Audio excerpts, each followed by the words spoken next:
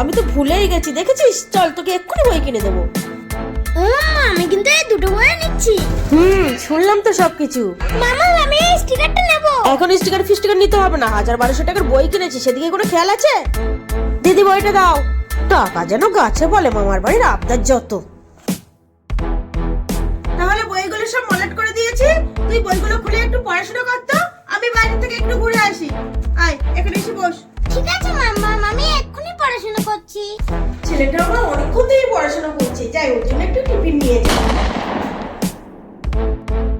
একি তুই পড়াশোনা বাদ দিয়ে বইগুলো নিয়ে ঘুমাচ্ছিস?